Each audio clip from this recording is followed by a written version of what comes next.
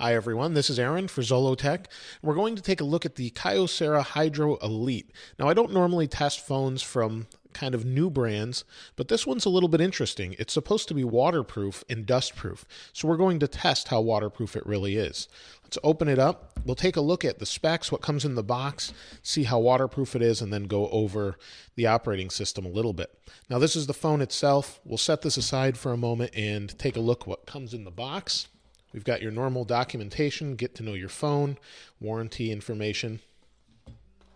And then underneath here, we have a micro USB, just your typical USB to micro USB, you can see there. I'm not going to open that up. And then you have an AC wall adapter to USB.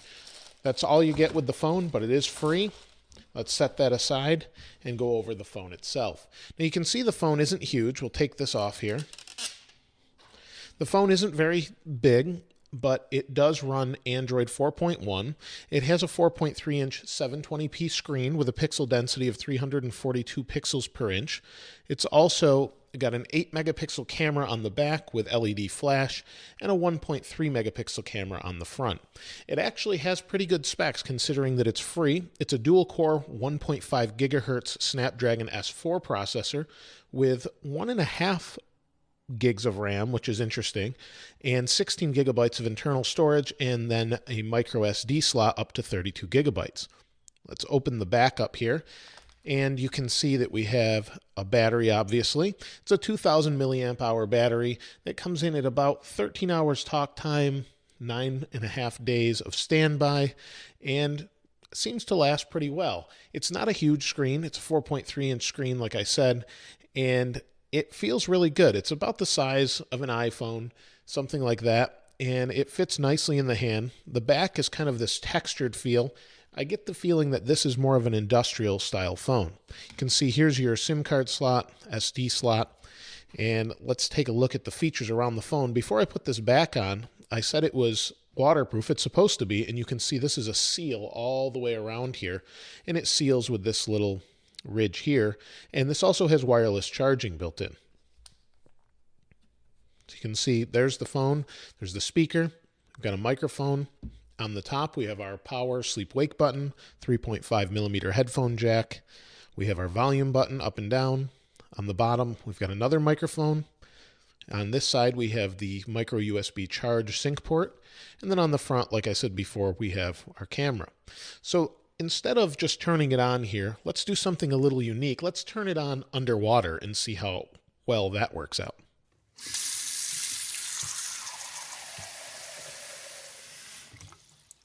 The phone is designed to be submerged for 30 minutes at 3.5 feet.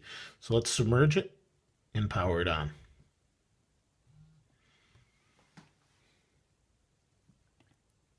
Now it wants to drop to the bottom, so you can see that it's fully submerged in water. Seems to be doing just fine, and I don't know how long you could really keep it underwater. Obviously you wouldn't want to go diving with it or anything like that. You would ruin it. You won't be able to use the touch screen, but I thought this would be an interesting test just to see what this phone is capable of since it's waterproof. You can see it's booted up, and we can't use the screen. Let's pull it out of the water here. Unlock. See, we can use the phone just fine. Let's put it back underwater. We can use the volume buttons. We can use the power sleep wake button. Any physical button will work just fine. And that's pretty much it. You really can't use it in the water, but I thought it'd be a neat test to see what it's like. You can see it's holding up well. Take it out of the water, it seems to be fine. And the only thing exposed really is this headphone jack here. You can see it's out of the water. It has a little bit of residue on it. Let's check underneath. You can see it's wet right here, but the seal kept all the water out of the key components, so that's really good. I'll dry it off. I'll put the back on, and overall it seems to function pretty well.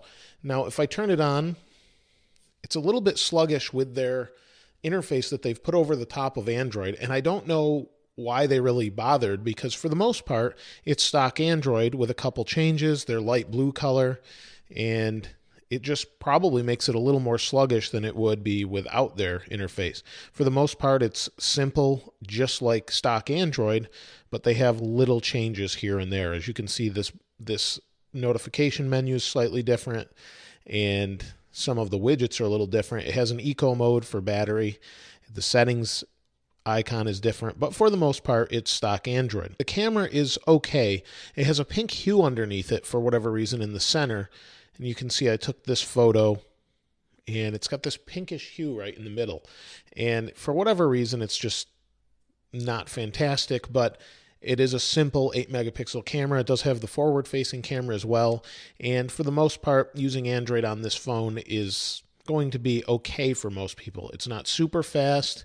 It doesn't load anything crazy fast, but it is functional and does work okay. Now, as far as web browsing goes, let me go to Zollotech here. You can see they've put their own keyboard on it. We'll go to Zollotech. We'll just search for it. We'll go to the site. And you can see it took a second there to respond. Now, I am on Wi-Fi right now. Wi-Fi is pretty quick, but you can see it's a little bit sluggish to begin with, and that probably could be improved with some updates. But it will work for most people that want a free phone that's waterproof and does that job well. Overall, it's an okay phone, but for free, it's a pretty decent phone. As compared to a year ago, it's actually a very fast phone. So it just depends on your perspective. Design-wise, you may or may not like it, but let me know what you think in the comments below. Have you used this phone? Have you actually considered it? Or maybe you have a better alternative. Let us know in the comments below. If you haven't subscribed yet, please subscribe. As always, thanks for watching. This is Aaron. I'll see you next time.